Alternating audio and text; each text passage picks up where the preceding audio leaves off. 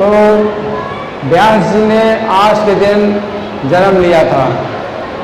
व्यास जी के बारे में ये बताया जाता है कि उन्होंने ही वेदों का व्यास किया, यानी विस्तार किया, वेदों का विस्तार किया। द्वापर के अंत में जब व्यास जी हुए तो उनकी दृष्टि बहुत दूर तक गई कि कलयुग में लोग कैसे होंगे, कलयुग में लोग कैसे होंगे। मंदास मंदमतियो, लोग जो है बहुत मंद होंगे, यानी आलसी, और सुमंदमति, और मति और ज़्यादा ढीली, दिमाग और ज़्यादा ढीला, मंद भाग्या, और भाग्य भी बहुत मंद, उपद्रुता, और उनके जीवन में बहुत से उपद्रव होंगे, बहुत सी बाधाएं होंगी। तो व्यास जी ने जो है ये जो शास्त्र है और पुराण है ये हमको दिए। तो जीवेर कृपाए है कई ना वेद पुराण, तो जीवों के ऊपर कृपा करके वेद व्यास जी ने जो है वेद पुराण प्रदान किए। तो वेदों का उन्होंने विस्तार कर दिया, 3 वेद से 4 वेद बना दिए और महाभारत की रचना कर दी, महाभारत ग्रंथ की रचना कर दी। लेकिन फिर भी वे संतुष्ट नहीं हुए, संतुष्ट नहीं हुए और विचार कर रहे हैं कि मैंने कुछ काम जो है पूरा नहीं किया। व्यास जी विचार करते हैं कि मैंने कुछ काम पूरा नहीं किया, लेकिन क्या अधूरा है, मेरा काम कौन सा अधूरा है। तो व्यास जी विचार करते हैं कि शायद मैंने एक ऐसा ग्रंथ नहीं लिखा जिसमें शुद्ध भक्ति का वर्णन हो। तो ये विचार कर रहे थे व्यास जी और चिंता में डूबे हुए थे। तो उनके आश्रम में नारद जी आए और नारद जी उनसे कहते हैं कि आप किस प्रकार की चिंता में डूबे हुए हैं, आपने तो बहुत बड़ा काम कर दिया।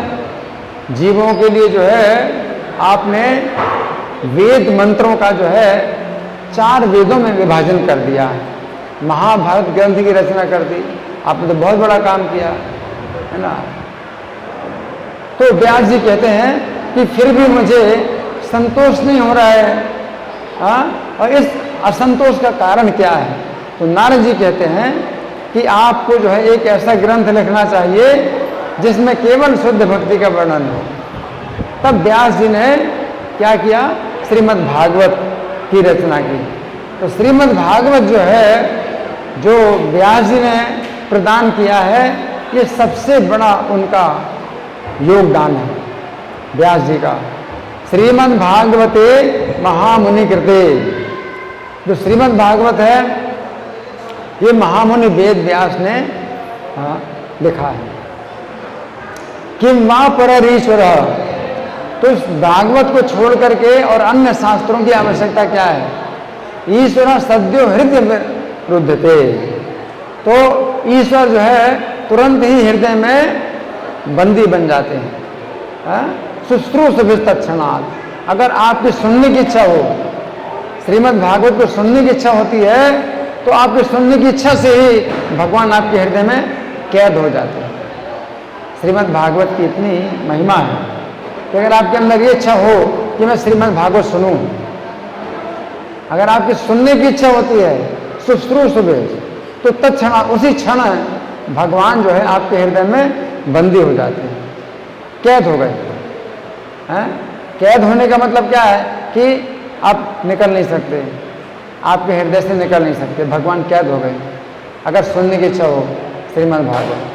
तो ये भागवत जो है व्यास जी ने लिखा है ना। श्रीमद् भागवतम पुराण ममलम यद वैष्णवा नाम प्रियम, जो श्रीमद् भागवत है ये अमल पुराण है। अमल पुराण जो दूसरे पुराण हैं उनमें कुछ मल है, उनमें कुछ मल है, यानी कृष्ण की भक्ति के अलावा कुछ और भी विषयों का वर्णन मिलता है, तो उसको कहते हैं मल, है ना। लेकिन श्रीमद् भागवत अमल पुराण है। अमल पुराण है मतलब कृष्ण की भक्ति के अलावा और कुछ है ही नहीं। श्रीमद् भागवत में। श्रीमद् भागवतम पुराण अमलम यद वैष्णवा नाम प्रियम। तो वैष्णवों के लिए जो है ये श्रीमद् भागवत बहुत प्रिय है, वैष्णवों को बहुत प्रिय है।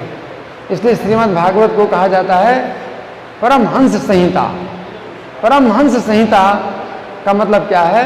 जो परमहंसों की जो है सुनने की, है ना, परमहंस इसको सुनते हैं। हंस क्या करते हैं? हंस मोती चुगते हैं और कहाँ पर जाते हैं? मान सरोवर में जाते हैं।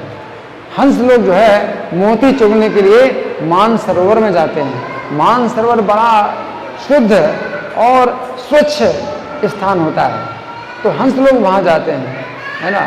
तो परमहंस संहिता है श्रीमद् भागवत है।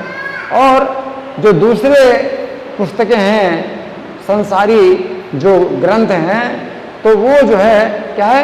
कौओं के तीर्थ हैं। कौवे कहाँ जाते हैं? कचरा, जहाँ कचरा इकट्ठा होता है वहाँ कौवे जाते हैं। वो कौओं का तीर्थ होता है।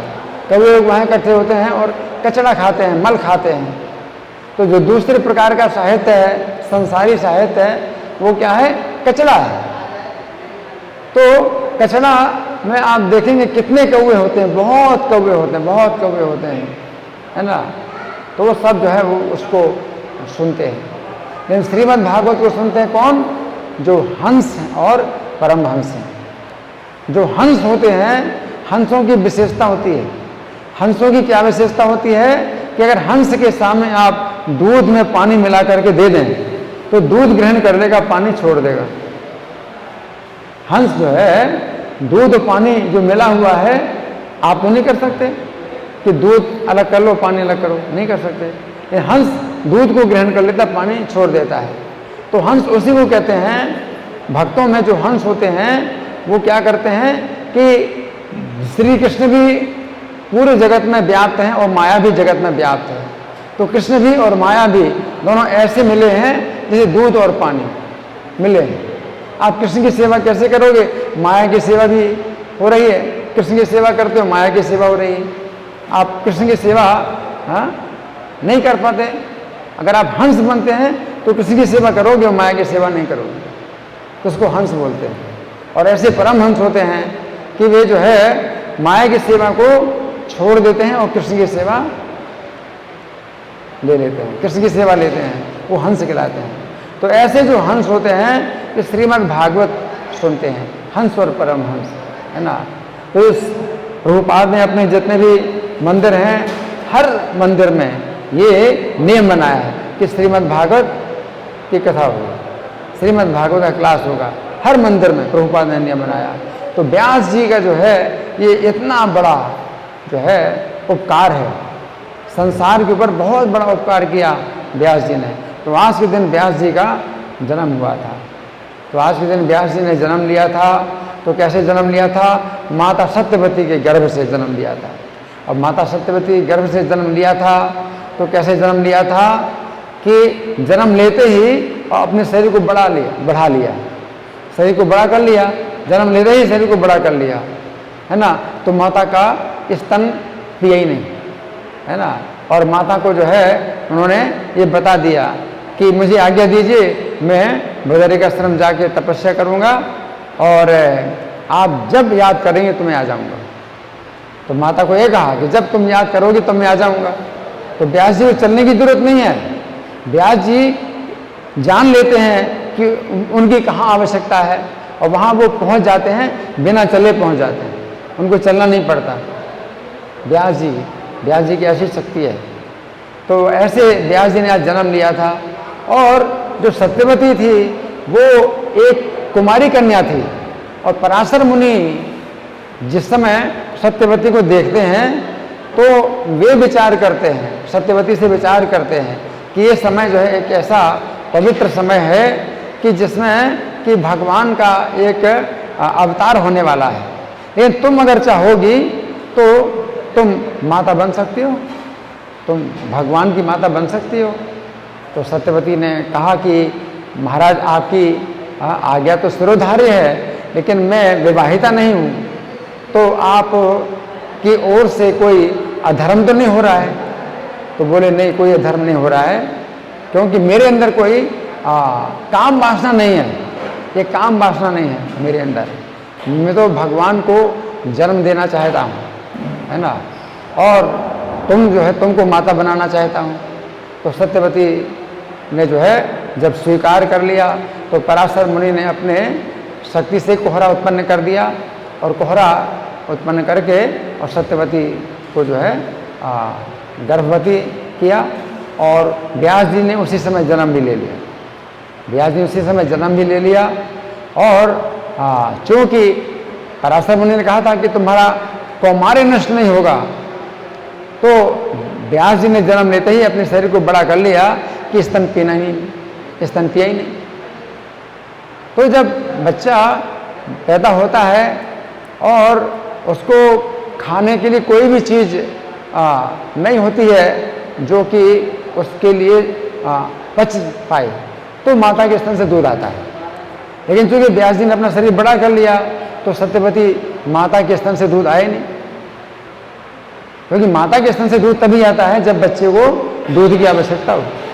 लेकिन व्यास जी ने जब जन्म लिया तो अपने शरीर को बड़ा कर लिया, तो उनको दूध की आवश्यकता ही नहीं थी, तो सत्यवती माता के स्तन से दूध ही नहीं आया। तो जब दूध ही नहीं आया तो फिर जो है वो कुमारी की कुमारी रही।